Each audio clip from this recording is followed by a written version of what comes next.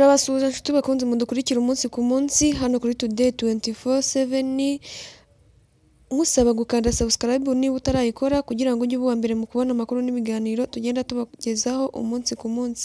Amakuru yacu turayatangirira aho Perezida wa Repubulika Iharanira Demokarasi ya Kongo Felix Antoine Tshisekedi yagiranye ikiganiro na Blinken kuri M23.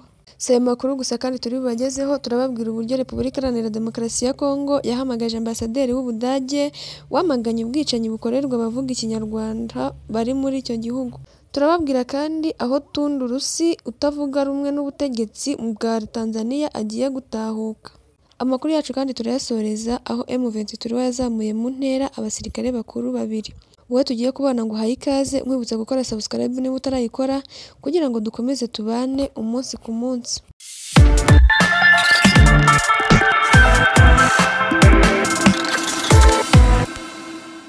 Nkuko twabibabwiye mu ncamake, reka dutangire amakuru yacu aho Perezida wa Repubulika Iharanira Demokarasi ya Kongo Felix Antoine Tshisekedi kuri uyu wa gatandatu yaganiriye n'umunyamabanga wa Leta Zunze Ubumwe za Amerika Antony Blinken ku kibazo cya M23. Ibiro bya Perezida Felix Antoine Tshisekedi nibyo byatangaje iby'icyo kiganiro cyakorewe kuri telefoni, icyakora ku ruhande rwa Amerika ntabitangaje. Kongo ivuga ko Felix Antoine Tshisekedi na Blinken baganiriye ku kibazo cy'umutekano muke mu burasirazuba bw'icyo gihugu, bagaruka ku ntambara ya M23. Amerika yijeje Kongo gukoresha uburyo bwose bushoboka kugira ngo imyanzuro yafashwe n'abakuru b'ibihugu mu biganiro byabereye i Rwanda mu Gushyingo umwaka ushize ishyirwe mu bikorwa. Muri iyo myanzuro harimo kurambika intwaro hasi no kuva mu duce M23 yafashe, kwambura intwaro no gucyura abarwanyi ba FDLR, ADF, Red Tabara n'indi mitwe, gucyura impunzi zose zirimo abanyekongo bamaze imyaka isaga 25 mu bihugu bituranye n'icyo gihugu n'ibindi. Umutwe wa M23 uherutse kuva mu duce turimo Kibumba na Rumangabo wari warafashe uhasiga ingabo z'umuryango wa Afurika y'Iburasirazuba mu rwego rwo kubahiriza amasezerano ya Rwanda. Kongo ntirambura intwaro FDLR n'indi mitwe ivugwa mu itangazo rya Rwanda, ndetse nta kirakorwa ngo hacyurwe impunzi zayo ziba mu bindi bihugu ziganjemo abavuga ikinyarwanda bamaze igihe bagirirwa nabi. Umuhuza mu bibazo bya Kongo Uhuru Kenyatta uherutse kwakira umutwe wa M23 mu rwego rwo kurebera hamwe ibimaze kugerwaho wubahiriza ibyo wasabwe n'inama ya Rwanda. Blinken yaherukaga guhura na Tshisekedi ku itariki 13 Ukuboza mu mwaka wa 2022. Dukomereje ku makuru ari kuvuga ko Repubulika Iharanira Demokarasi ya Kongo yahamagaye ambasaderi w'Ubudage wamaganye ubwicanyi bukorerwa abavuga ikinyarwanda. Minisitiri w'Intebe wungirije akaba na Minisitiri w'Ububanyi n'Amahanga wa Repubulika Iharanira Demokarasi ya Kongo Christophe Rutundura yahamagaje ambasaderi w'Ubudage muri iki gihugu Olivier Schnarrenberg nyuma yo kwamagana ibikorwa by'ubwicanyi bikorerwa abaturage bavuga ikinyarwanda. Olivier Schnarrenberg yari aherutse kugirana ibiganiro na Azarias Ruberwa wigeze kuba Vice Perezida wa Repubulika Iharanira Demokarasi ya Kongo, ndetse akaba n'umwe mu banyamurenge bamaze igihe kinini bamagana ibikorwa bya kinyamaswa bibibasira. Mu butumwa bwanyujijwe kuri Twitter, ambasaderi w'Ubudage yavuze ko imvugo zibiba urwango ndetse no guhigwa bukware bikorerwa abavuga ikinyarwanda muri Repubulika Iharanira Demokarasi ya Kongo bikwiye guhita bihagarara. Hashize igihe muri Kongo habibwa imvugo z'urwango ahanini zibasira abavuga ikinyarwanda, aho abanyepolitike bamwe bakwirakwije ko mu gihugu ko atari abakavukire bakwiriye gusubira aho baturutse bakabita abanyarwanda. Bamwe baribasiwe baricwa, abafite ibikorwa by'ubucuruzi baratwikwa kuva ubwo umutwe wa M23 wuburaga imirwano uhanganyemo n'ingabo za Kongo. Kuri uyu wa gatanu, Minisitiri Rutundura yagiranye ibiganiro na ambasaderi w'Ubudage hagamijwe gusangira amakuru kuri ibyo bibazo, nk'uko Minisiteri y'Ububanyi n'Amabanga ya Repubulika Iharanira Demokarasi ya Kongo yabitangaje. Christophe Rutundura yabwiye ambasaderi w'Ubudage ko abafatanyabikorwa ba Repubulika Iharanira Demokarasi ya Kongo bari bakwiye kwigengesera igihe bagaragaza uruhande baherereyemo ku bijyanye n'ibibazo bikomeye cyane cyane iby'intambara iri mu burasirazuba bw'igihugu. Christophe Rutundura kandi yavuze ko hari igitekerezo cyo gukangurira abafatanyabikorwa bose ba Repubulika Iharanira Demokarasi ya Kongo gutanga umusanzu mu gukemura ikibazo cy'umutekano mu burasirazuba bwa Repubulika Iharanira Demokarasi ya Kongo aho kucyongerera ubukana. Naho M23 yazamuye mu ntera abasirikare bakuru babiri. Perezida w'umutwe wa M23 Bertrand Bisimwa yazamuye mu ntera abakoloneli babiri abaha ipeti rya General de Brigade. Aba basirikare bakuru bazamuwe mu ntera ni Bernard Maheshe Byamungu na Mboneza Yusufu basanzwe bari mu bakomeye mu buyobozi bw'uyu mutwe.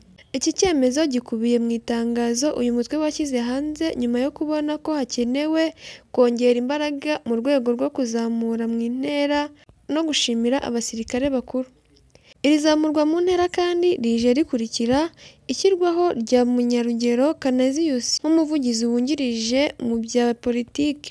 Brigadier General Byamungu Bernard yinjiye muri M23 nyuma yo gucika igisirikare cya Repubulika Iharanira Demokarasi ya Kongo cyari kimufungishije ijisho. Uyu mugabo yagize gufungirwa muri gereza ya gisirikare muri Repubulika Iharanira Demokarasi ya Kongo mu mwaka w'ibihumbi 2012 azira kuba umwe mu bari bagize M23 mu mwaka w'ibihumbi 2019 asaba imbabazi Perezida Kisekedi Kirombo wari ukijya ku butegetsi. Nubwo uyu mugabo yafunguwe ariko yategetswe kutarenga imbibi z'umujyi wa Kinshasa, afungishwa ijisho kuko igisirikare cyagombaga kumenya umunsi ku wundi niba amakuru ye. Yatorotse muri Nzeri 2022 ajya mu burasirazuba bw'igihugu asubira muri M23 yahozemo mbere. Colonel Mboneza Joseph Alias Yusufu Gitamisi kuri ubu ni umugaba mukuru wungirije umutwe wa M23. Uyu mugabo yahoze mu gisirikare cya Repubulika Iharanira Demokarasi ya Kongo FARDC. Bivugwa ko ubwo M23 yavaga muri Uganda isubira muri Repubulika Iharanira Demokarasi ya Kongo, abarwanyi 750 bari bayobowe na Colonel Mboneza bageze i Rucuru bahashinga ibirindiro bahategerereza General Makenga. Umutwe wa M23 waherukaga gutangaza ko ugiye kurambika intwaro hasi kugira ngo Repubulika Iharanira Demokarasi ya Kongo yubahirize ibiri mu masezerano hagati y'impande zombi, ariko iki gihugu gikomeza kwinangira. Ubuyobozi bwa M23 bugaragaza ko wahagurutse ukarwana mu rwego rwo guharanira uburenganzira bw'abavuga Ikinyarwanda, by'umwihariko bo mu bwoko bw'Abatutsi bibasirwa umunsi ku wundi. Abaturage bavuga Ikinyarwanda bagize 5% by'abaturage bose ba Repubulika Iharanira Demokarasi ya Kongo. Biganje mu burasirazuba bw'igihugu muri Kivu y'Amajyepfo n'Amajyaruguru. Dusoza amakuru yacu, Tundu Lissu, umunyapolitiki utavuga rumwe n'ubutegetsi bwa Tanzania, yatangaje ko agiye gutahuka mu gihugu cye nyuma y'imyaka isaga 5 ari mu buhungiro. Lissu w'ishyaka Chadema yaramaze imyaka 5 mu Bubiligi aho yari yagiye kuvurizwa nyuma yo kuraswa mu mwaka w'ibihumbi 2017 ku bwa Perezida John Magufuli. Kuwa gatanu Lissu yatangaje ko yiteguye kugaruka mu gihugu vuba gutangirana n'abandi urugendo rushya rwo kubaka igihugu. Biteganyijwe ko Lissu azagera muri Tanzania ku itariki 25 Mutarama 2023. Ni nyuma y'uko Perezida Samia Suluhu Hassan akomoreye amashyaka gukoresha inama abanyamashyaka mu ruhame nyuma y'igihe bibujijwe n'uwo yasimbuye. Lissu yavuze ko ibyo Perezida Suluhu amaze gukora byerekana ko ashaka impinduka nziza muri Tanzania. Samia Suluhu amaze iminsi mu bavugurura imirimo no guhindura bimwe mu byemezo byari byarafashwe na Magufuli wamubanjirije. Kuri ubu yijeje abanyepolitike ko hagiye gukusanwa ibitekerezo ku buryo itegeko nshinga ryavugururwa, amashyaka yose akibona mu rugendo rwo kubaka igihugu aho kuba sisemu iri ku butegetsi. Mu mwaka w'ibihumbi 2022 Perezida Samia Suluhu yahuriye na Lissu mu Bubiligi baraganira. Amakuru yacu naha tuyasoreje, nashimira buri umwe wese wabanye natwe muri aya makuru, nanagusaba gukora subscribe niba utarayikora kugira ngo ujye uba mbere mu kubona amakuru n'ibiganiro tugenda tubagezaho umunsi ku munsi. Amakuru yacu nakagaruka.